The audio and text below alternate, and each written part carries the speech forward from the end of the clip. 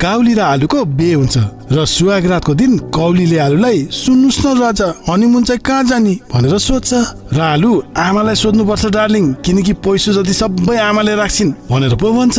अनि भोलिपल्ट काउली बिहानै रेडी भएर भान्सा छिर्छिन् र आलुको आमाले बुहारी तिमीलाई मिठो मिठो के पकाउन आउँछ भनेर सोध्छिन् र काउली खै सासु आमा मेरो घरमा त बिहान उठ्ने बित्तिकै मेरी आमाले चिया ल्याउँथिन् भात दाल तरकारी सबै पकाई ठिक्क पारी छोरी खाना आउन भनेर बोलाउँथिन्। बल्ल बल्ल उठेर खाना जान्थे कहिलेकाहीँ त मुख धुन ब्रस गर्ने नि बिर्सिन्थे भनेर पो भन्छे। काउलीको कुरा सुनि सासु आमा रिसाउँछिन् र यहाँ यस्तो हुँदैन बुहारी यहाँ त बिहानै उठेर खाना पकाउनु पर्छ सबैलाई खानिदिनु पर्छ सबैले खाइसकेपछि भाँडा मान्दी भान्सा नि सफा गर्नु पर्छ भनेर पो भन्छे। र काउली आम्मामा यत्रो धेरै काम गर्नु पर्छ बुहारीले पनि यति धेरै काम गर्नुपर्ने भए काम गर्ने राखे भइहाल्यो नि मलाई चाहिँ किन बिहे गरी ल्याउनु पर्यो भनेर पो भन्छे।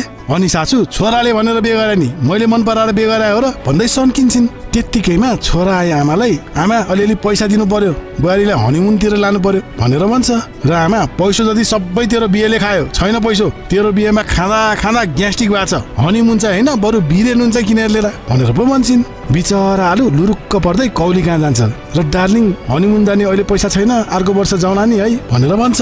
अनि काउली यस्ता जाबा हनीमुन पनि लान नसक्नेले किन बिहे गर्नु जान्छु म त माइती जुन दिन हनीमुन लान्छौ त्यही दिन मात्रै आउँछु भन्दै माइतीतिर लाग्छिन्। आलु काजी दिक्क हुन्छ यत्रो